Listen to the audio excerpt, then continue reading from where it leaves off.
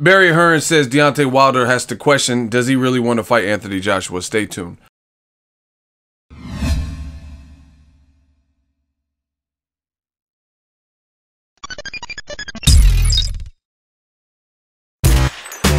Boxing Ego here. If you like this video, make sure you hit the like button and also subscribe to the channel and hit the bell icon on the top of your screen to get notified when the latest new content drops.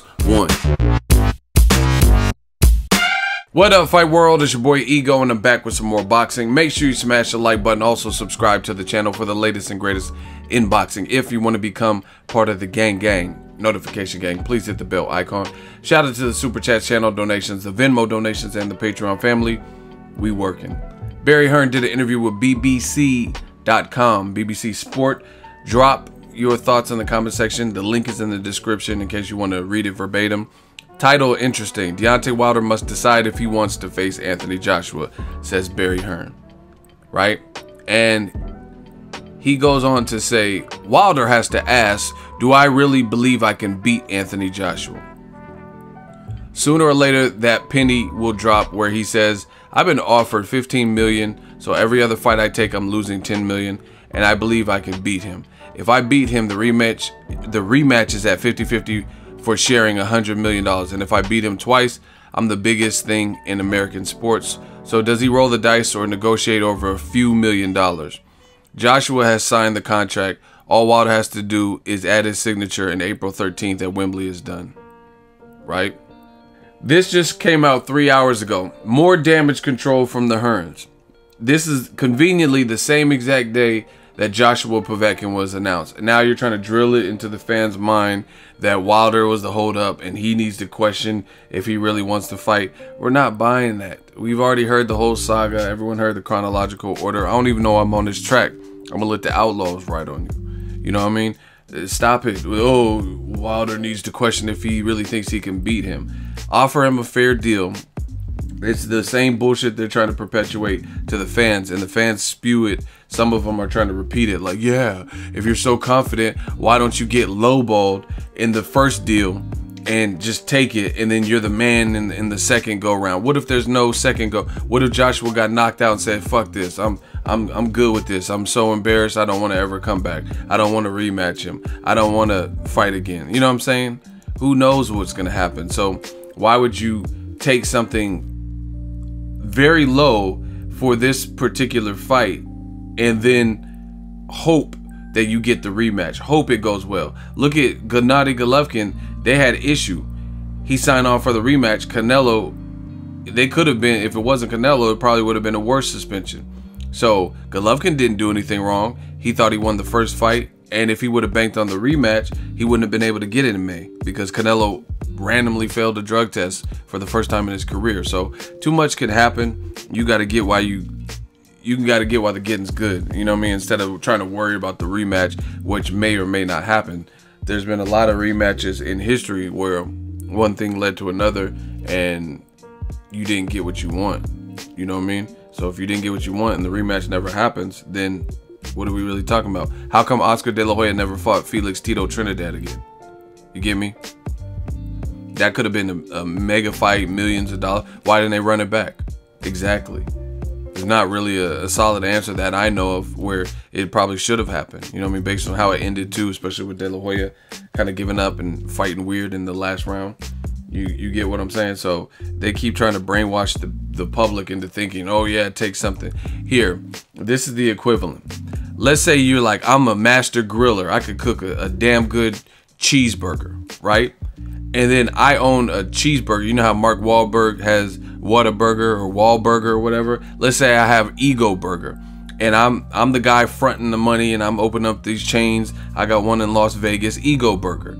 And I'm like, oh, if you're so good and you're so confident in your cooking skill, let me pay you $4.25 an hour, which is below Las Vegas state minimum wage. But let's say it wasn't illegal, right?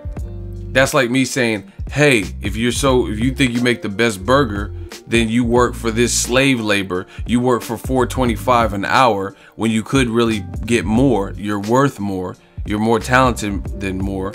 And you just take $4.25. And After your 90-day period, maybe we'll give you some more money, and then after that, your yearly review will maybe give you some more money, and a bunch of what ifs and promises. No, nobody's doing that. I wouldn't take it. Talking about, oh, if you really are the best burger griller, then take this dumbass deal. Take this $4 an hour if you think you're that good. If you're that good, then just do it for me for the low. Meanwhile, I am that good, and meanwhile, I'm getting the customers happy. Everyone's happy. The food's coming out hot, and the sales are through the roof.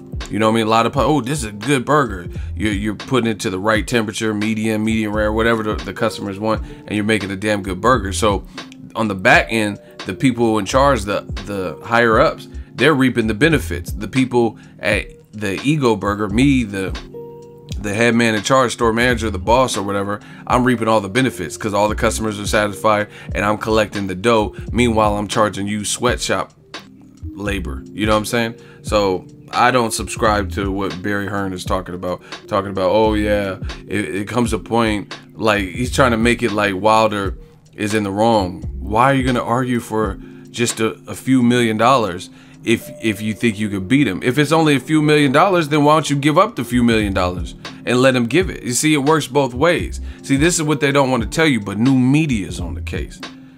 He's saying, oh, if Wilder really truly thinks he can beat him, why argue over a few $4 or $5 million trying to get a better deal? Then why don't you just give him the $4? If it's just a measly old $4 to $5 million or whatever he wants, then why don't you give it up? Because you trying to reap the benefits.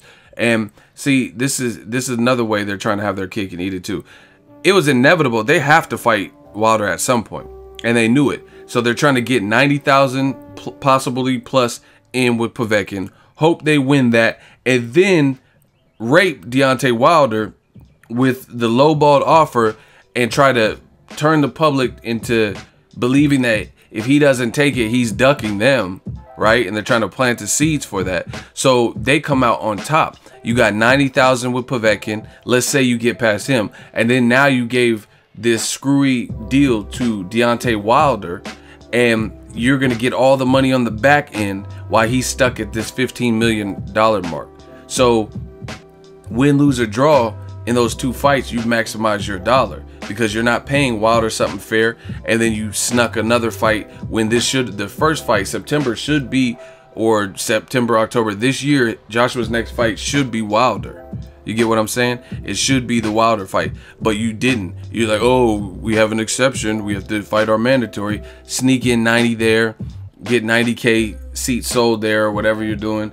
And then now on top of that, hoping that you can get this low ball offer. And if it doesn't work, they've already told you the game plan. If Dillian White beats Joseph Parker, then they're going to make a non-championship, or it's a championship if Joshua keeps his belt.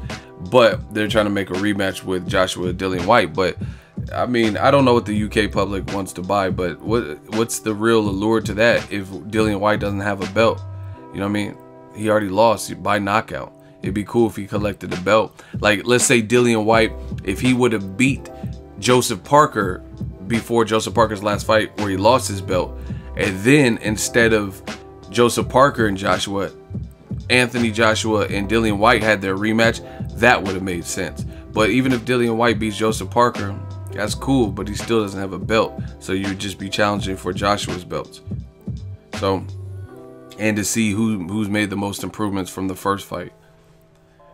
Either way, it's not going to sell like Wilder and Joshua would sell. So it is what it is. But that's the game plan. That's what I really see. I think Barry Hearn's trying to... Barry and Eddie Hearn know the pressures is far too great. Go to Eddie Hearn's post talking about Joshua Povetkin and read the comments in the comment section. Go to Matchroom's post, read through the comments, and you'll see a pulse of what boxing fans are saying. And they know the pressure's getting too great. So now it's kind of like double dipping. They want to prolong the Wilder fight, which they said successfully did, and then reap the benefits by giving Wilder a shittier deal where they get a lot of money on the back end because this will be a successful fight, especially with all the politics and little bullshit. Keep him pigeonholed and stuck at $15 million for a fight that could do 100 million, 112 million, 80 million, something where they're going to get a lot of money on the back end, and then you sneak in the Povetkin 90,000 before that. So you're kind of double dipping. You're having your cake and eat it too. But we're not falling for it. Trying to make it look like Wilder's the one ducking. Drop your thoughts in the comment section. Make sure you smash the like button as always. Hate, comment, and subscribe. Till next video is Ego signing off. So if you enjoyed this video and want more content like this on the channel, you can show your appreciation by going to the PayPal donate button or the YouTube support button. And you can donate any amount that you feel is equivalent to the value of this video. Much more to come. Thank you guys for your support. Boxing Ego, the future of boxing.